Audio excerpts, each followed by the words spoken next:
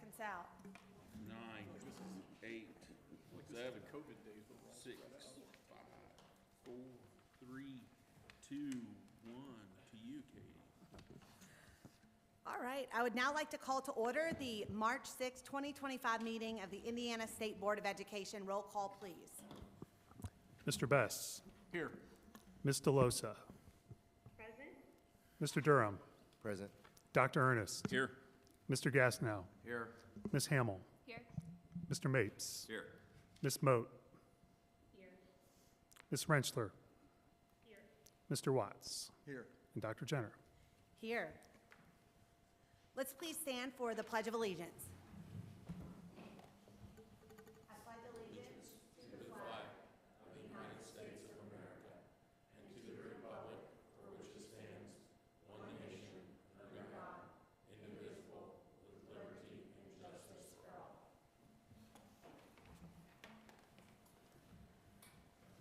Okay, is there a motion to approve the agenda? So moved. Second.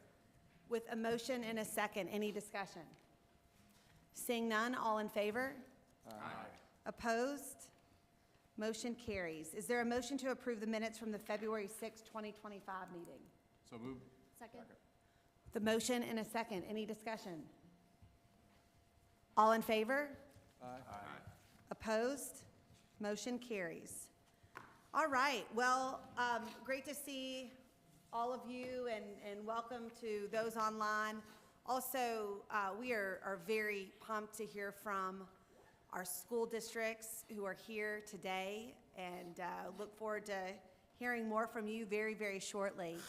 Also, this week is Read Across America Week. I know I've seen some social media posts here and there.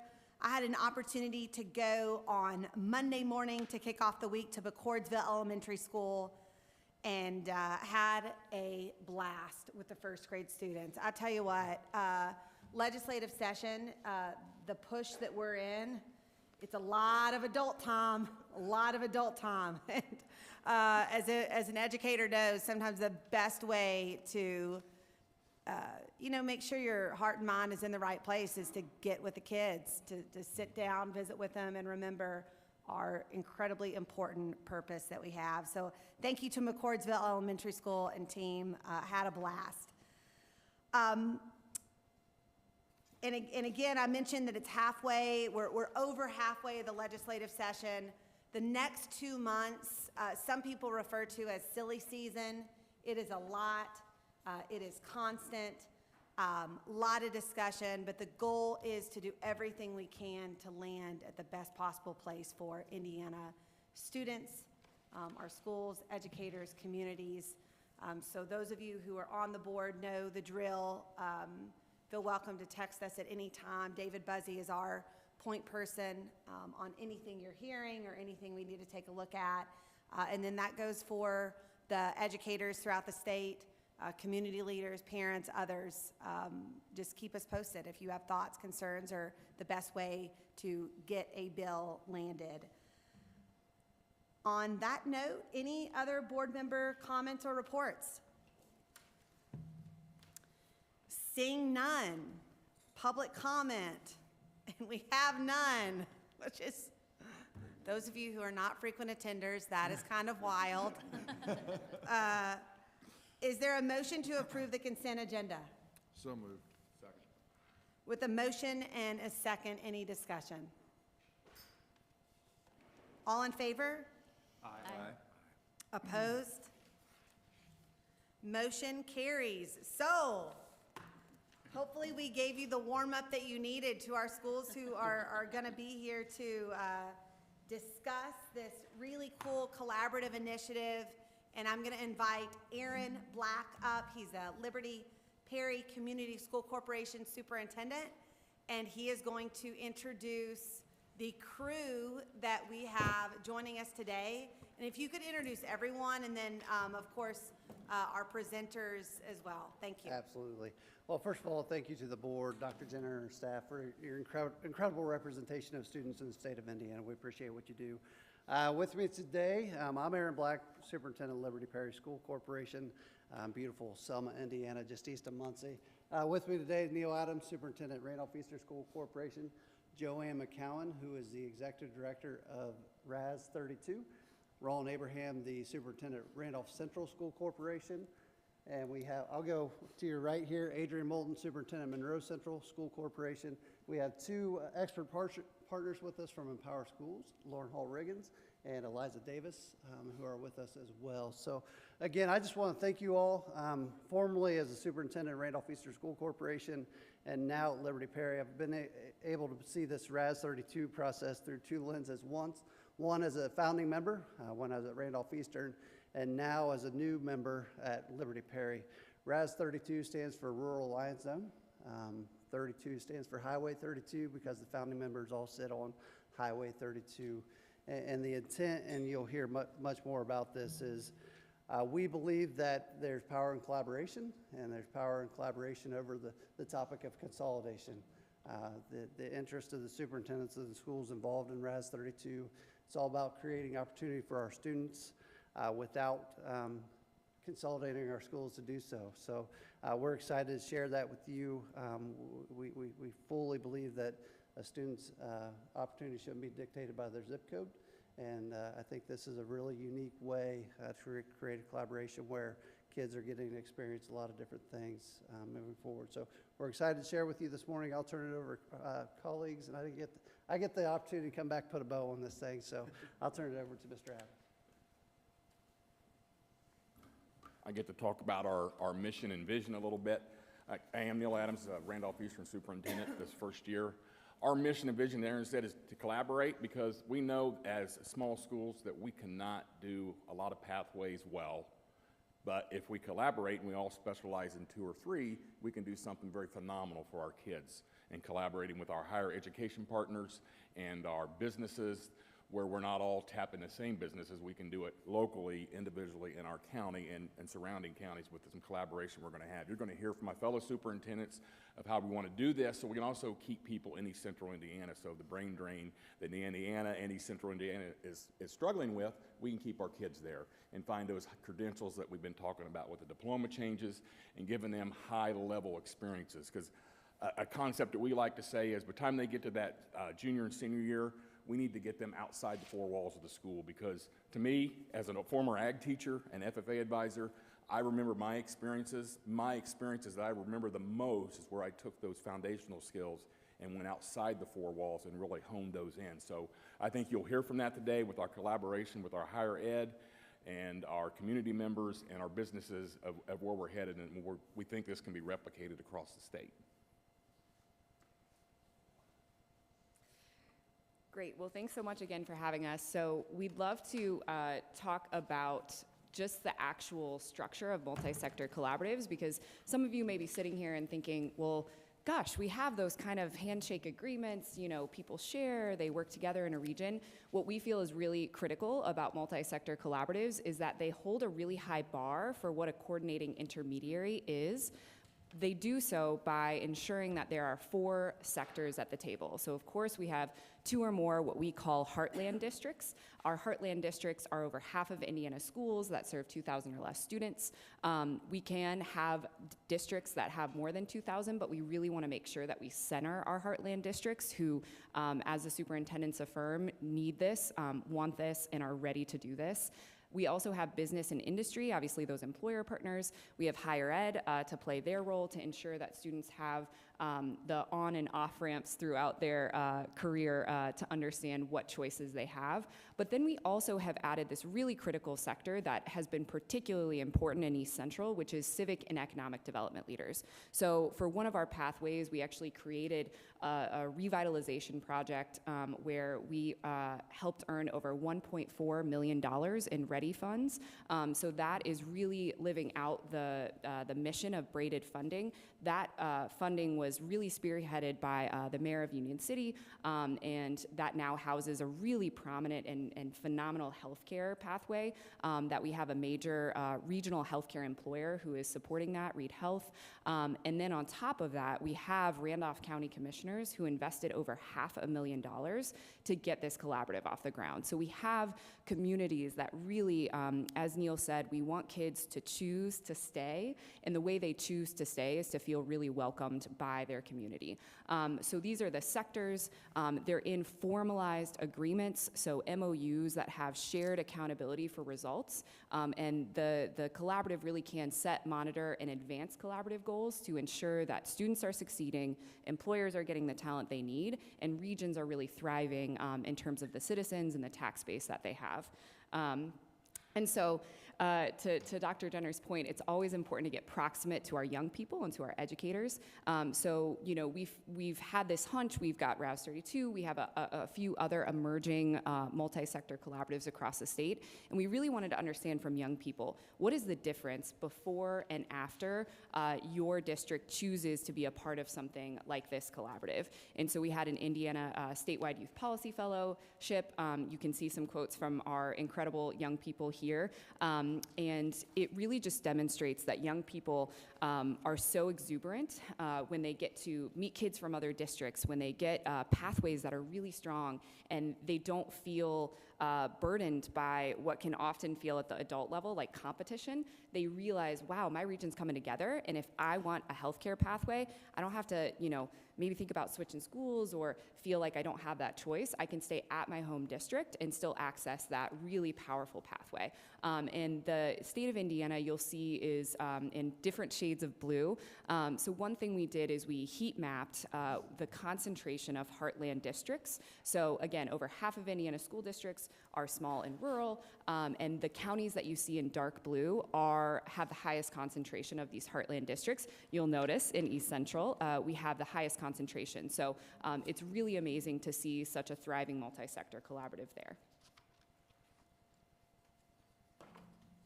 Again, Adrian Moulton, I'm the superintendent at Monroe Central. Thanks for having us today. So just kind of going backwards a little bit, a couple years ago, started brainstorming some ideas of how we could provide more opportunities for our students.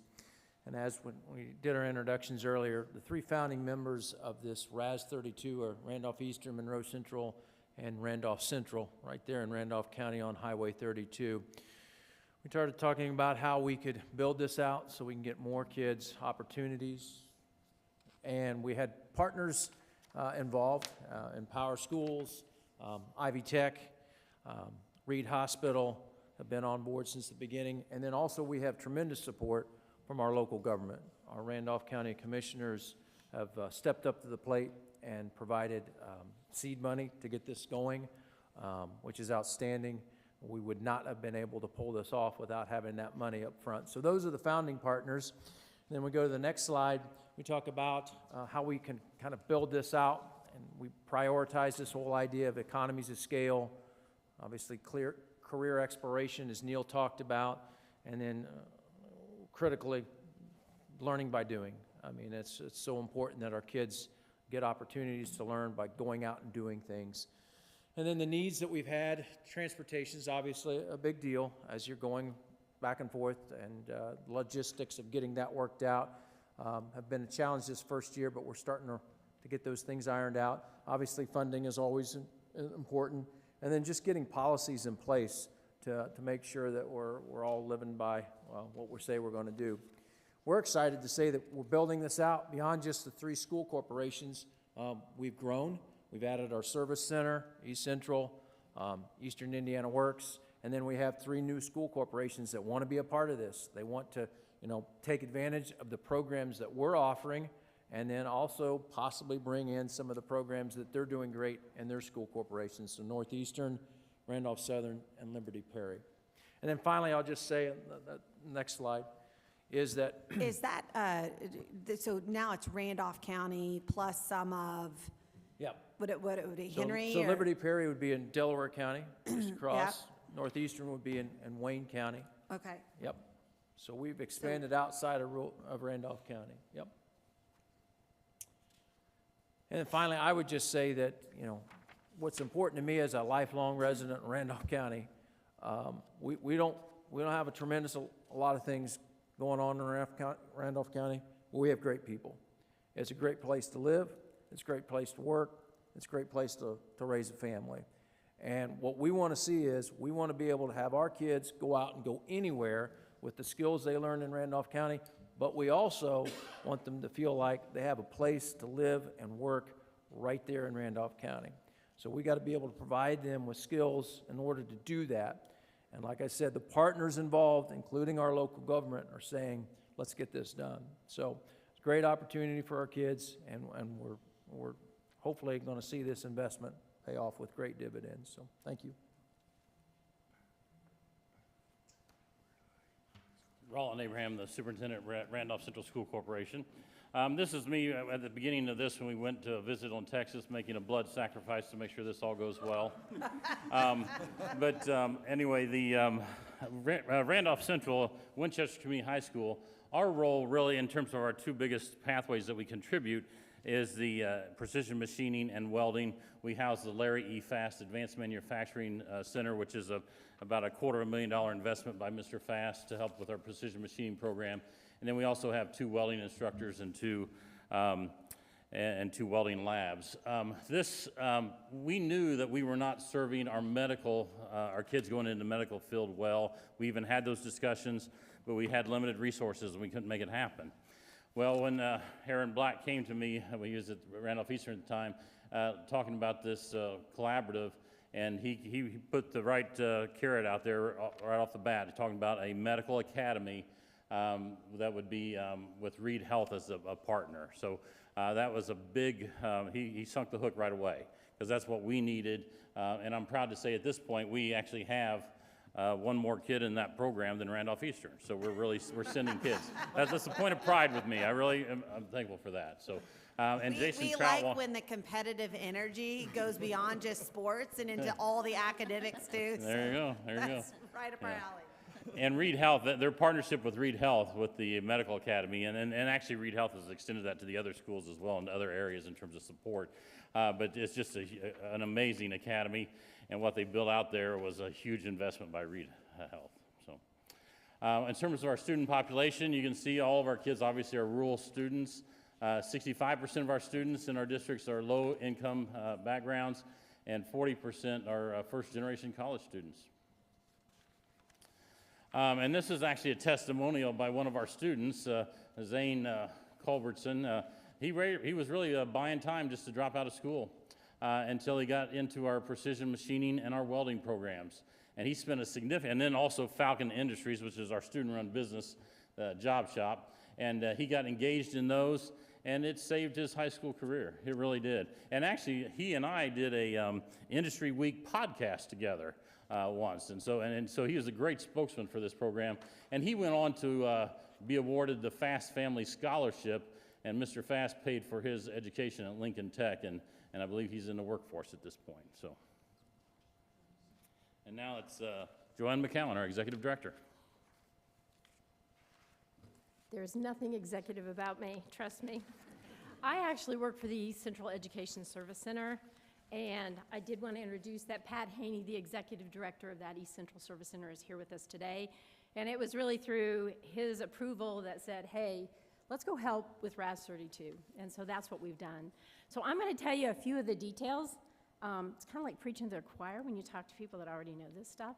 But essentially, the programs that we're currently offering, Monroe Central houses Precision Ag and Cybersecurity and Early Childhood Education. And that Early Childhood Education was a new program for them that just started this year. Then at Winchester, you heard that they house Precision Machining and Welding. And then at Union City High School, that is where they have a sales and marketing. They have a media productions, which is code for radio and television. And then they house a medical assisting program. Go to the next slide. Some things I just want to emphasize is that we've spent a lot of time making certain that working with those teachers to ensure that we have quality pathways, meaning they are aligned to the next level programs of study. 6 out of the 8 programs are aligned to all of the dual credits in the next level program of study guides. And there's also industry certification. Within those programs, there is welding technology certification, there's machine tool, and there's child development. The one that is a technical certification is the healthcare specialist. So these programs are loaded with numerous ways that students can get post-secondary dual credit, but also post-secondary credentials in the hopes that they'll stay in that particular career field and they'll continue to grow. Just to give you kind of a reference as to how many students, this year we had 16 shared students, and in those RAS 32 blocks, it equaled a total of 81 students. Now, there's more CTE students than that, but not everybody joined in. Going into this next year, due to some marketing efforts that we've done, we wanted to make certain our client, the student, understood this opportunity available to them because of the superintendents here in the county. So going into next year, we are at 71 shared enrollments. Now, you may think, if you're Hamilton Southeastern, Pat, you may think that's pretty small. But actually, for a rural school area, when you've only got 50 to 60 kids in a class, that's huge. So we're moving the right direction. The potential for the number of students in those blocks would be around 147 students. So as we continue to grow and more students go back and word of mouth spreads, we're just going to have more students that can take opportunities, advantage of those opportunities that exist. To tell you where we're at right now, we are right now building out into work-based learning. Now, some of these previously existed, but we believe in a three-pronged approach. One is school-based enterprises. So Apache Design exists for the marketing and sales pathway, KISS TV for the media productions program, Falcon Industry for precision machining and welding, and at Monroe Central, there's an early learning center. So there is school-based enterprises. We did that specifically because some of our students do not drive. Then we have employer-based learning that we are building into right now with a RAS 32 training agreement, training plan, and we understand the importance of training plans, but we want to build capstone programs that employers say, hey, sign me up. I want access to those students because I want to make them employees. Then we have two actual apprenticeships. We have medical assistant, the CCMA pathway with Reed. That will be an extremely strong pathway, and it opens up a funnel to numerous students to not only be CCMAs, but to stay with Reed and be nurses and therapists and doctors and all kinds of things. The early childhood education pathway, we have meetings this month with employers. Several of those will be work-based learning positions. 3 of those potentially look like they're going to build into apprenticeships. 2 of those may be specifically with the YMCA that's regional there. So we're trying to bring this along. We're trying to build it so, just as Neil said, we want that students understand that there's experiences outside of the classroom walls that will benefit them greatly. It is a switch for teachers. We've done a lot of training with teachers. We have our own teacher's guide for capstone work-based learning. We've done some things, but I'll be honest, it's difficult for them to realize there are people besides me that can teach these kids. So that is taking a little bit of time to outreach, but we're going to get there. It's going to happen. That's me. As we get ready to close up here, it's what is the return on investment? That's the key that everyone wants to know, and enabling us to specialize at each of our districts, whether it be the healthcare or the early childhood or cybersecurity or welding and precision machining. It's also getting kids interested, and part of this is we have to educate them on what are the earnings possible when you graduate to get them and get the businesses in. You know, I know Reed, for example, 2 or 3 years ago had 300 openings, and 200 or so was in nursing, but they had other positions between their plant management of the facilities and cybersecurity. So it's not just about the nursing part. And then obviously there's a big need for welders. I think you see on there the projection they're going to need by 2024, which we're at or past. And then the education, we all know there's a teacher shortage. So how can we use that early childhood and work with IUEs, which we've already got some. We have someone that last year, Mr. Black, when he was the superintendent at Randolph Eastern, we had a preschool aide leave, and we was able to shift our student in there to work in the afternoon, and now she's working down there again this year. She's going to graduate with 12 credits. And I know that IU has a apprenticeship program that I think she's going to try to get involved and maybe work for us for 4 years while she goes to school. And so I think there's a creative things we can do to get that return on investment to keep our kids locally, because I don't think they really know. They see all the shining stars. I mean, Indianapolis is a great city, but they all see that, and I think we can show that, as Adrian said, Randolph County is a great place, or East Central Rand is a great place. We just got to show them what's available to get that return on investment.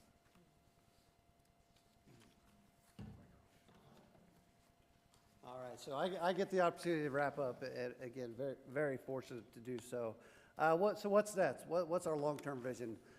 First of all, I will say, sitting as a superintendent in a school that has rejoined this Rural Alliance Zone, the opportunity for us specifically is we have a phenomenal culinary arts program that we believe will benefit. There's some interest in creating a banking. So it's a little bit of give and take. If you want to join RASM 32, you don't just come in and take from the programs. We want you to join with how can you help provide opportunity for our students. So that's part of our future. The other part is how does this go beyond CTE? In a world where ICC is extremely important, getting kids out the door with associate's degrees is extremely important. Small rural schools, it's hard for us to fill those roles continuously. So how do we lean on each other to fill in those areas that we may struggle to fill positions in the future? And the next piece for this board, we believe that we're building something that can be replicated across the state of Indiana. And that would be the challenges. We're working out some kinks and bugs, but we feel like we're on to something, establishing agreements that we believe that can be replicated throughout those other places in the state that are light blue, dark blue, those type of things, and benefit our other friends in many, many great ways. We'll close with sharing just a couple things. One, as part of the launch convening yesterday here in the state of Indiana, I've been blessed to be a part of this convening representing partners with the Department of Ed for the past 2.5 years. And because of the work that's happening in East Central Indiana, it was shared yesterday that the launch partnership will continue into the future with the state of Indiana because of work like this. And I think that's important to lift up. Nationally been recognized as one of 20 districts or programs that earn funding from the Carnegie Foundation for the work that is happening, just because it's thinking outside the four walls of our classrooms. And the last thing I'll share, there will be an event in April 15th and 16th, right, Lauren? April 15th, 16th in Randolph County, where we're inviting other schools from across the state, across the country to take part in and learn about this program. And not only for us to teach them how to do it, but to get feedback on how we can improve what we're doing as well. So that being said, we thank the boards for your time, Dr. Jenner, David, we appreciate all that you do in giving us the space. And we'll open up if there's questions, if that's okay for the board, or you can just tell me to sit down, either one. No, I'd say don't sit down yet. We probably do have thoughts and questions. You know, it's interesting as a board, when we travel to various places, several of us are asked, how is Indiana moving so quickly in this space? And it's 100% because of the local change agents. Our whole role as a board is just to try to get barriers out of the way, make the diplomas more flexible, figure out what we can do. But it's you all who are really on the ground, driving the change, thinking through what this could look like in a region that is very similar to regions across our country, very, very rural. And you're working together, and how it started with 3 school corps, and now you're adding another 3. Your local government's involved. You're one of your main employers. I mean, it's just, I am beyond pumped and thankful for your leadership in Indiana, and we are thrilled to have the opportunity to shout it from the rooftops, and we'll keep doing that. I'm sure others have thoughts, questions, so I want to open it up. Mr. Mapes. It's also a good place to grow up, from Randolph County myself. Wait, you're from Randolph County? Yes. Oh, So, my. I'd like to just know, kidding. I'd like to hear from you, Aaron, about how the new diploma is going to enhance your program with RAS 32. That's a great question. Way to call me out specifically, Pat. I appreciate that. You're supposed One to be Randolph winding it County guy up. to another. So being a part of the iterations of discussion of the diploma requirements, the key word that we're all leaning into is flexibility. So having space and getting our educators to understand, one, what seat time can and will look like moving forward with this diploma requirement is exceptionally important. But when you're stealing time, putting kids on a bus, so those kids are going to lose a period, right? But because of the diploma changes and the flexibilities that's created, we can really, that loss of drive time becomes far less of an issue. And the ability to get kids credits in other ways becomes far less of an issue. So for us, Not knowing where the diploma was going to land when we started this, we're ecstatic because that anxiety of how we're going to work out those kinks in a traditional diploma setting for those students, a lot of that has gone away. So kudos, great question. Thank you for teeing that up because that was very helpful in creating more space for the collaboration. Thank you. Good, thank you. Scott, and then Byron. Yeah, I want to lean into, and I know a couple of you can comment, because one of the things we heard during the whole diploma discussion was, yes, but we don't have any industry around us. We can't get kids internships. We can't get them work experience. And I know firsthand from at least a couple of you that you've really leaned into, like, the student-led, the school-based industries, and then the partnerships with, again, while there might not be a, outside of Reed, there may not be a massive employer, but there's a lot of these really small, I don't know if they're mom and pop or, small shops out there that really are leaning into this. So if you want to, I'd really like to hear a couple of you talk about your student-led industries and then some of the internship possibilities.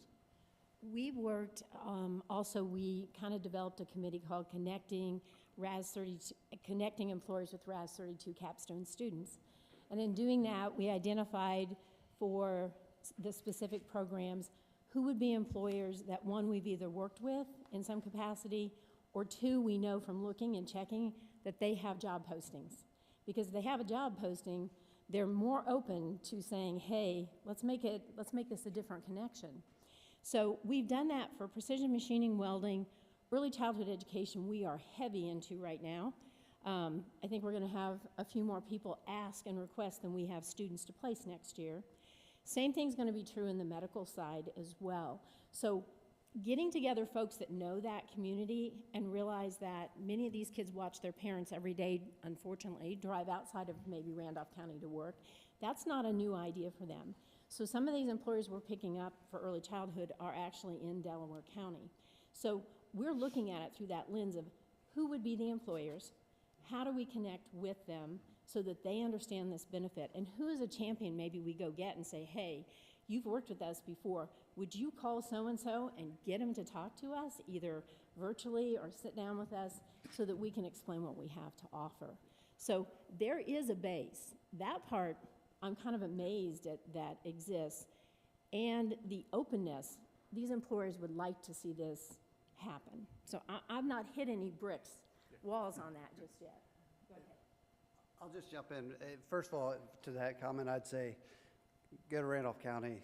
If you're having problems seeing what this would look like in a rural county, go check out what they're doing.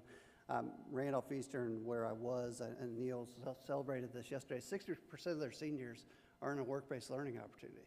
And if you've not been to Union City, like there's not a lot of, but the beautiful part, Scott, that I would call out that yes, we need our large employers invested, but quite honestly, our smaller mom and pops are far easier to work with. There's not as much red tape. And their willingness to work through problems that are presented and train up our people, it's really a beautiful thing. So I would almost exercise it, if we think about it, it might actually be easier in rural counties and rural settings and larger settings. I can imagine Pat's challenge and his team's challenge of placing thousands, right, in corporations that have just a lot of things to work through to get kids in our buildings. And I think we don't face as much of that because it is a little more intimate.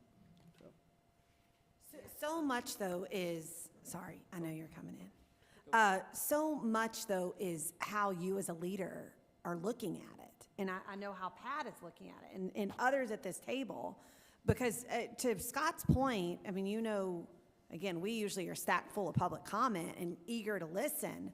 But we've heard so many people with that fear and concern. And so how you just debunk that, I think mindset really matters in all of this work. And so thanks for your courage for just saying it. 60% of seniors in rural Indiana. And you're not the only district that we've heard that from. So thank you for sharing that. Go ahead, yeah. Yeah, absolutely. And I think too, would love to give our employers have huge kudos in this, right? Like Reed Health in particular, they said we would not have invested $600,000 and shared all their equipment and all of that if it was just one rural district. They actually were like, we need to have more than one rural district because if we can get 5 nurses a year, right? They know how much it costs on average, 60 to 70K to recruit, to train, to retain a high quality nurse. So if we can help create a pathway for them where they're cutting costs, they have young people who are passionate about the region as well, those just all fall in line right there. And I think too, to the point of trusted messengers, obviously, as we said, it takes a lot for an employer to also think about this collaboratively. And so we have been privileged by employers saying, hey, if, rising tide lifts all ships, if we help create a healthcare workforce, we won't all have to be so, competitive in that way. And so I think that's been a really important part of this. Our visit last year and this year in April have been really important milestones for us. I know Byron was able to come last year. We hope more can come.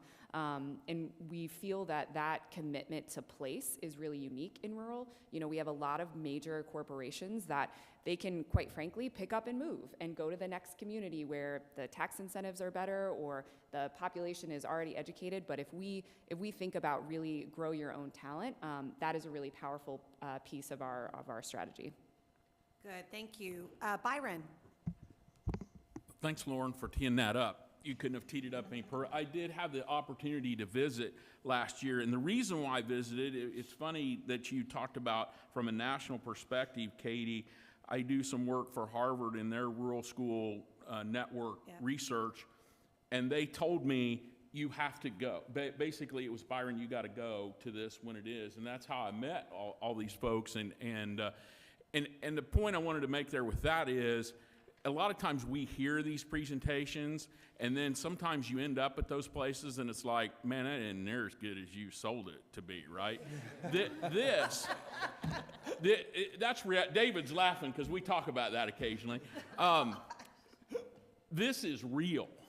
And I've experienced it a couple times. Senator Rotz and I had the chance to be there sometime in the fall, I think it was, and spend even more time with them. This is what they say it is. And I had the chance to witness students, and they do one of the coolest things, I think, in the world, where they have a contest that students pitch ideas, and then they get winners to fund those ideas. Last year, it was, the FFA won, of course.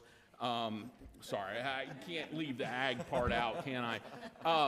But I did want to ask a question, because one of the things I love that you have in your presentation that goes along with something that no surprise to everybody, I'm going to talk about alignment, right? How do we get this aligned? And transportation funding makes total sense, right? That's something that needs to get worked out, and I know legislature's been working on that.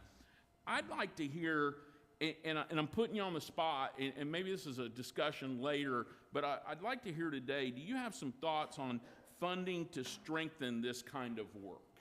And what that looks like? How do we get the funding? Because I know that's discussions that are going on right now. What would be some funding ideas that you have? And I don't care who answers that. I'm not going to I'll put whoever on the spot there. No one wants to come up, I can tell. I'm going to do my thing I do, right? You get to be king for a day here. Tell us ideally what would happen to make this work. Well, in terms of a new cost here, obviously having an executive director, that's a position that did not exist. And so having someone to help, because we had informal relationships before, and kids were coming to us for welding and such, but there's a lot of logistics that have to be worked out when you get this many schools involved. So having an executive director that can really work on those issues and the funding that it takes to do that. And then also those partnerships, and in this case, our executive director is helping us to create some of those partnerships and get some of those training plans in place and all the internships in place, and she'll spend a lot of her time in the next year doing more of that. So that's pretty huge. Establishing those community partnerships is a big deal, and we had, it's things you have kind of overlap, and Winchester Community High School is one of the founding members of PTEC or PCAP. And so we already had somebody who was actually working on workplace partnerships. So we actually have, and these are all shared with RAS 32 now, 52 community partners because of the person that we already had in place for the PCAP program that's housed there. And obviously transportation is the big hurdle as well. So that. I'll add on to that. And I also, they're going to be really humble here, but the pitch competition last year led to the creation of another student-ran enterprise such that Randolph Eastern will become the only school district in the country to have 3 student-ran enterprises certified. And the kids like to say this isn't Lauren, this is the children. They say, we beat Carmel, you know? So like, and that was the children, right? So we love their enthusiasm and their pride. That was the children. That was the children. I'm just here as their voice and their advocate. You missed, Pat said, I'm glad she didn't say HSE. Oh, I didn't. We got you, Pat. Randolph County for life. Anyways, I just wanted to note that like the entrepreneurial spirit, I think one conversation that always comes up is like, well, we're getting kids into pathways. What about entrepreneurs, right? And so the pitch competition is an example of where entrepreneurship can really thrive. And so come on down. I love this. Literally one of the teachers on the UC Experience podcast said, I want to get a tattoo of that. It's called Wigwam Coffee. And the tagline is, savor the spirit of the tribe. And we're like, oh, I want to drink coffee there every day, right? So it's just a beautiful, thriving experience. In terms of funding too, I think it's just would give credit as well.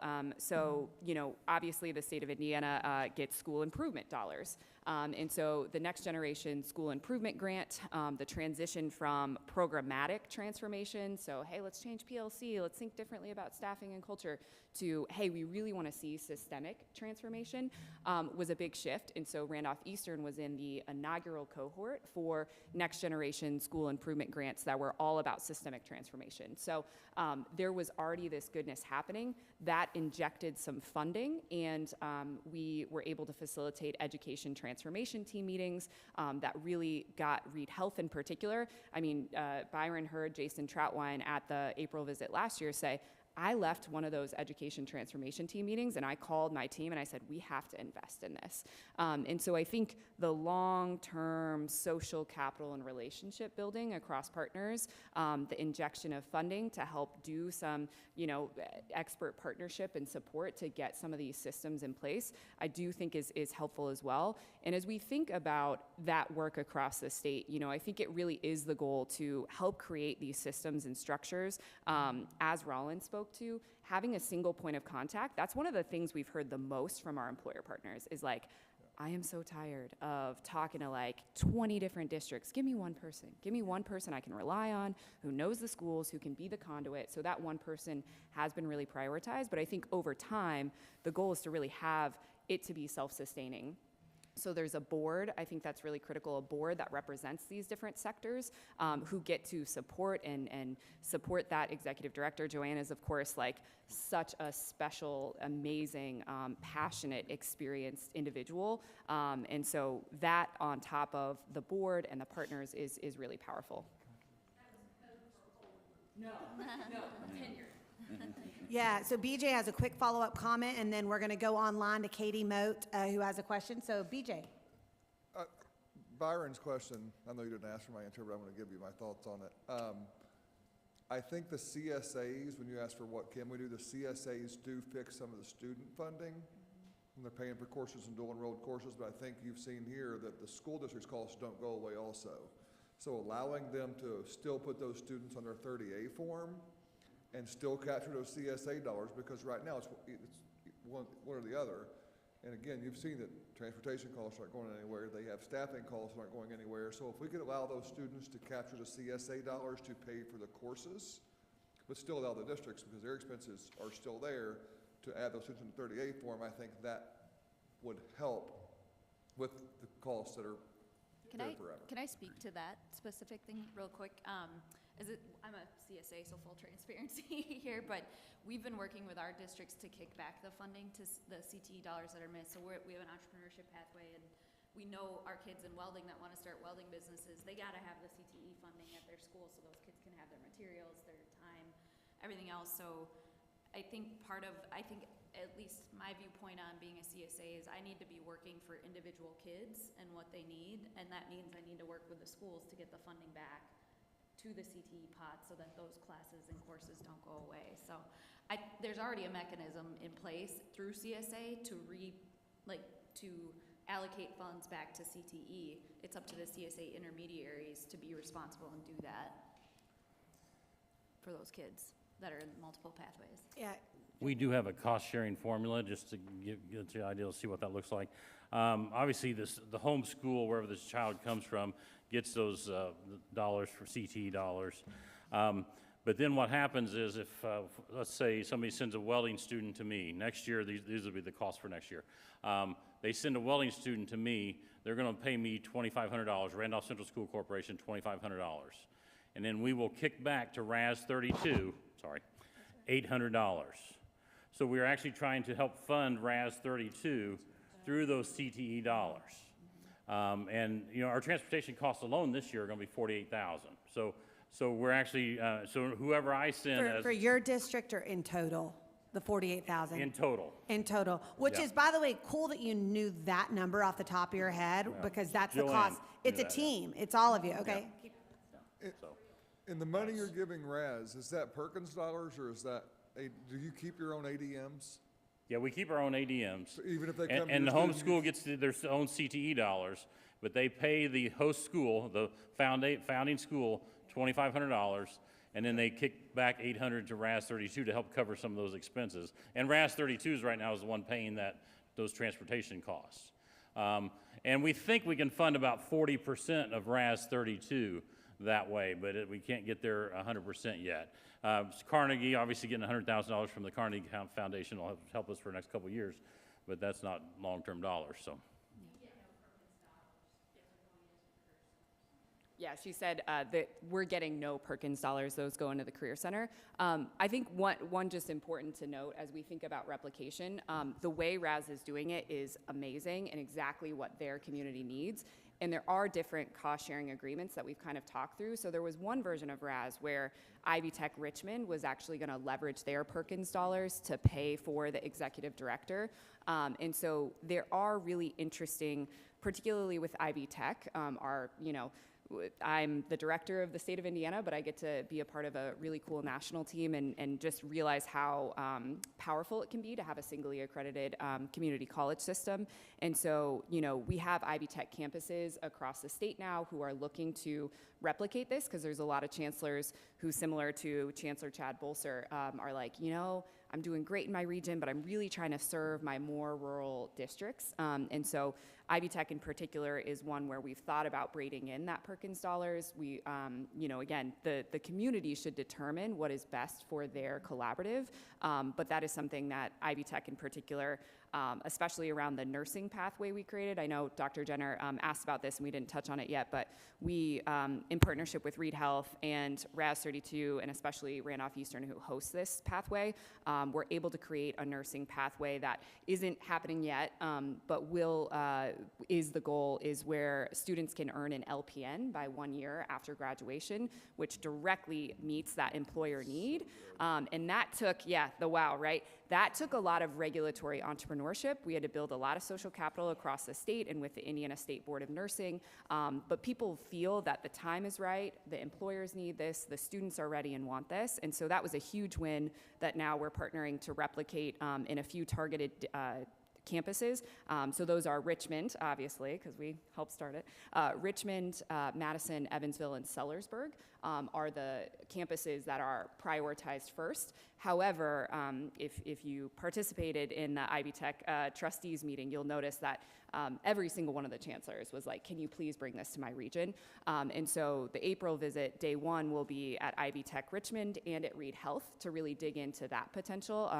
As we all know, as Hoosiers, healthcare is an acute and urgent need. And my friend Aaron back here, you know, I live in Indianapolis, and he says, you know, Lauren, if I have a heart attack, I have a lot less chance of surviving than you do, and I don't like that. And so we're really trying to address the intersecting challenges of poor health outcomes, healthcare workforce shortage, and students who deserve and want purpose-driven careers that provide family-sustaining wages. So that aspect of the work is also why Walton Family Foundation gave us some funding as well to kind of build that out more.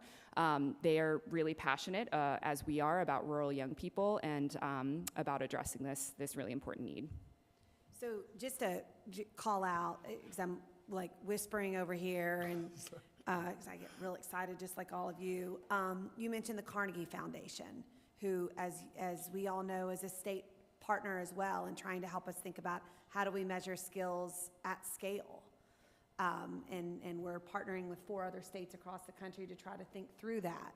You mentioned the Walton Family Foundation, who I was with yesterday, and amongst other people, not just them, but they were there.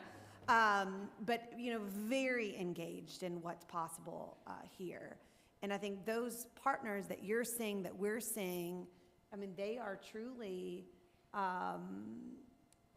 putting their money in their service where their mouth is. I mean, they are helping to build this out. So thank you for calling out those partners as well. Katie Moat, you've been so patient online. You're up. Thanks, Katie. Can you hear me okay before I keep going? All right. Yes. This is one of my favorite conversations that we've had in a while. And just as a reminder that, you know, policy is great, but, you know, this is the work, this is what makes all of that matter and happen. I did want to throw out, and this may be already something that you all have in the mix with the broader collaborative of the other campuses that you mentioned, but if you haven't reached out to the Bethany Legacy Foundation in Jefferson County for all of the pieces that you just mentioned, the intersection between community health outcomes and education and access to opportunity and all of those pieces, I think that would be worth your time to have a conversation with that group too about investing or being a thought partner at a minimum in the work that you're doing. Many minutes ago, like 20 minutes ago, what had come up for me as I was listening back to the original point that we were talking about around the new diploma, I am really curious to hear, are you having conversations with your families, especially those in the class of 25, 26, about opting into the new diploma? How do those conversations look?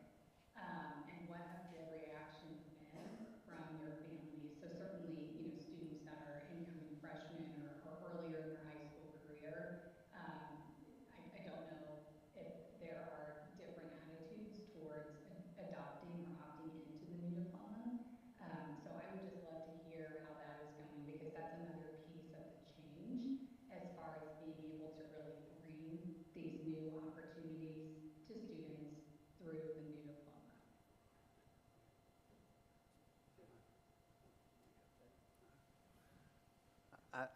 I get the new diploma question. So great call, great question. I think right now there's so much education that's happening with our families and really internally with our staff that we're not quite there yet. Trying to define, making sure that we're in a place for the class of 29, those incoming freshmen, has kind of risen to the top of priority and make sure that high school redesign conversation's happening. So speaking for myself, having those conversations with current cohorts in those upper levels, I would say we're not there quite yet as a district, but I would say that next year seniors might be a little more difficult, but the following class, I would say Liberty Perry in particular will be targeting that group, leveraging flexibility the best we can. But again, it's going to take buy-in from parents to opt into those situations. But it's a little early in the iteration, the conversation, to answer that fully, but great question. Well, and what's interesting with that is you're likely going to be able to, just by nature of the opportunities you provide with the work-based learning hours, right, that you're already supporting students with the Carnegie Foundation work, and that's affirming skills, with the credentials that you've mentioned in nearly every person who's stood up and talked has mentioned some credential that you're thinking through. Like that by nature hits the mark.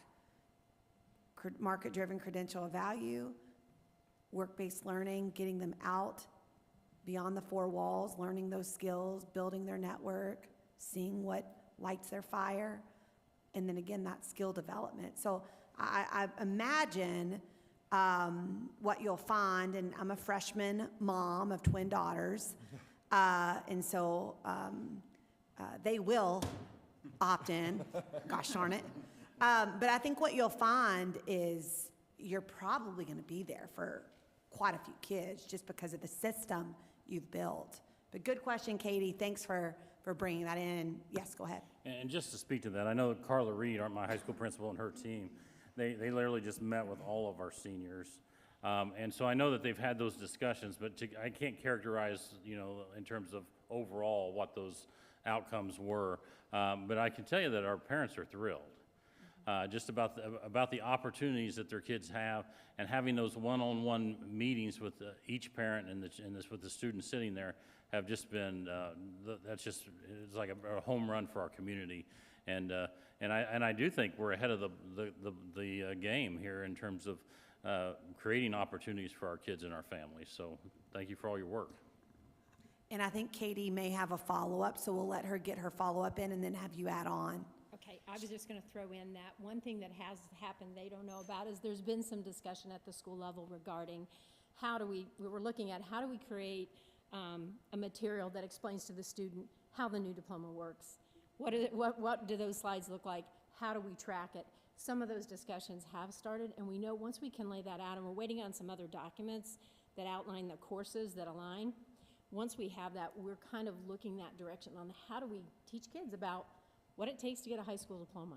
And once we know that, then we'll be able to better gauge and understand, making parents understand it too. Don't know I if that love was that helpful, you but we just started like that looked way. back at the superintendents and you were like, something that they don't all know about yet, but we're building, because I mean that's the kind of team member we all need, is you being in front of the build so that you can just hand it forward and say, now we're going here. So that was pretty cool to see. Katie, follow up. And so where you just went is where my mind is. And my daughter will be a senior. She's a member of the class of 25, 26. I live in Madison, so team rural also. And we sat down to go through her plan, and I explained, I would like my daughter to earn the Enrollment Plus seal. And similar situation where we have the pathways you described, we're in very similar places. And what was really helpful for me as a parent was we looked at everything my daughter had done, and there were two new things she needed to do: the internship, the 75 hours, which we had already planned on anyway, and computer science. That was it. She's earning the College Core, which I imagine many of your students are too. So I think you're definitely on the right track. And I guess my nudge is some sort of document that you're describing to show these parents the art of the possible in very clear terms, that there may really not be anything else that might be asked of them. And that will help us get momentum. I think that there is so much power in what you are doing in your community with your resources, and that competition we mentioned earlier about beating Carmel. We're all quoting the students. But that's something we do love Carmel, the State Board of Ed does, just to be clear, but yeah, go ahead. but you see my point, we need to be able to show, that this can happen everywhere, and it can happen everywhere really quickly. So thank you for indulging me in that. And leave it to Katie Moat to have her daughter probably be the first one to earn. I love that. Very good. Katie, Yeah, go ahead, Pat, and then BJ. just to follow up, so those aligned courses, is the department, where are we at on that? And then is the department looking to do any kind of RFP to do some of the tracking of all these courses of kids? So aligned courses, are you talking about the flexible course list? We have a solid draft that our team has said ready to go. I have a couple things I need to navigate since it's legislative session, so working through those. That is coming very, very soon. And then the second was on the, I think what as a board we heard over and over that people need. And it's hard to explain, like, it's almost like some sort of interactive, it's not a dashboard, it's not a database, but an interactive system for students, parents, school counselors, principals to show if, at an early age, if you have an interest in this, great, here's a potential path. Here, from that path, here's what else could happen, here's what else. So we do have money right now in the budget to launch an RFP for that. That was in the governor's budget and the House budget. We needed to stay in the Senate budget, so, but the hope is that we will be able to launch an RFP to build something out. Again, since Indiana's pushing hard and leading, we don't have something that we can copy.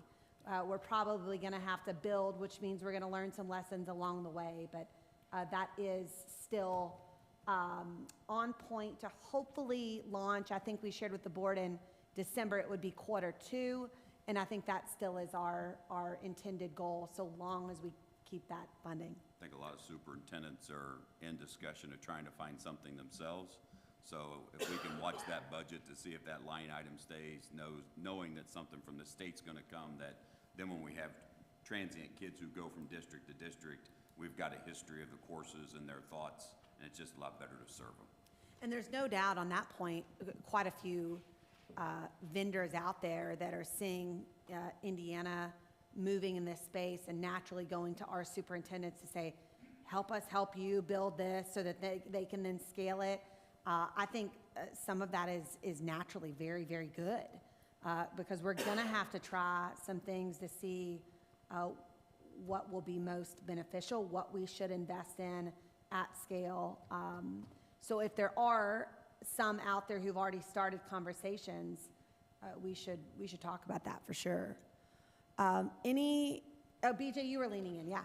Just, I live in this work in Evansville every day, but I grew up in Scott County, so rural Indiana. Very similar to Randolph County. I've been to Mrs. Wick's. His mom put me to breakfast, so like I'm very familiar with Randolph County. And as Katie mentioned earlier, like my concern with this was always, okay, I can do this in Evansville, but what's it look like in Scottsburg or Randolph County? And the fact that you've done it and done it well. Like Byron said, people do lots of things, but like you've done it really well, and it's truly a model for rural Indiana and probably rural America if you want to know the truth. So you don't always get to hear it where you said I know, but really good job. Like this is exciting. This is awesome. If you're not familiar with iLab, I feel like you okay. If you're not involved, you should be, because we can learn lessons from the work that you're doing. So really good job. And we should probably elevate you to present at iLab. So Aaron, can you action on that? Because I will forget that. And we'll make that happen. Also, are you all presenting at, whether it's the rural coalition state event or the state superintendent's event or principals, or can you give us a highlight, like how can we help you share this message? Yeah, I think we did an early iteration with the Superintendent's Association last December, but now that it's really, we have numbers and data and we can speak to costs and those type of things, it's probably time to take the show back on the road through the rural associations, national associations, but school board associations. I think it's important for our school boards to hear what's possible when schools could collaborate. But to your point, yes, we dabbled in those presentations, but I think this was a good vetting source for us to get some feedback and some confidence to take it on the road too. So thank you. One, I'll just add to, so especially with our young people getting really engaged and employers getting engaged, the State Chamber of Commerce has been a really great partner. And so they actually asked us to present at not this year, I know you got to interview some of our Randolph Eastern people, but last year we did a presentation at the Institute for Workforce Excellence, Work-Based Learning Conference. And so, yeah, I think there are, and those folks, reached out to us because of the Read Health collaboration. So I think it's a great nudge to any opportunity you think that would be helpful. We're eager to do it. And I do think, BJ, I love that you brought up, sort of like beyond rural. Like, one of the things that's really exciting in our April visit, we'll actually be bringing, Empower will bring some of our other states to come and learn from RAS 32. So we've got folks coming from Texas and Colorado. Texas has been, a state where they've really sort of taken this by, enthusiastically, and so there's some startup funding to think about collaboration. There's also some funding to think about, outcomes bonuses. Hey, if you're producing a nurse, by the 13th year, like, that's pretty impressive. Maybe the school district should get an incentive for that. And I will say, one of the great things about RAS 32 is they're so willing to be so proud of where we are in East Central and to learn and partner with across the state and the nation. And so we're really excited to have those partners. Harvard, the rural Harvard network that Byron spoke to earlier, is helping us think more critically about outcomes and some longitudinal data. So we're really trying to tap into other folks who believe in this, want to support our rural young people and our rural employers, and make those regions strong. So would love to keep the conversation going. I'm only going to mention one other thing, is that the East Central Education Service Center has been part of Modern Youth Apprenticeship with Ascend. We are in cohort 2, and so that definitely helped tremendously in our understanding of how to set up and establish apprenticeships. And in addition to that, the agency also has supported the RAS 32 schools with the career coaching grant. So I thought I should throw that in. All right, I'm looking around. Any other comments or questions? Yeah, William. Just real quick, I just want to commend you all for being forward-thinking and also showing what collaboration can do for students. So great job there. Yeah, let's again shout this from the rooftops. Oh, another one. I knew it. Katie Moat. Could we, kind of inviting ourselves, and maybe we are already sort of invited, but would it be possible for board members to have the details about the April event so that if we can come, we could look and see if that's possible? I would love to see this in action. So I just wanted to throw that out. Great, and you're getting head nods in here that we will get that detail. So now, if we have too many of us, we'll probably have to call a formal meeting. But we'll do whatever we need to do, quite frankly. And again, thank you, huge thank you for all you're doing. Keep pushing. Something that I'm cautioned with a lot from my mentors that I would say, sometimes when you're doing really, really good work like you all are doing, you get pulled everywhere, all over the country. And then you don't have time to stay focused on your central work and moving the needle and showing the art of the possible. So I know that when you're doing something as cool as this, you are going to get pulled. Just always be mindful. Make sure you keep doing the art of the possible, because I think you're only just beginning.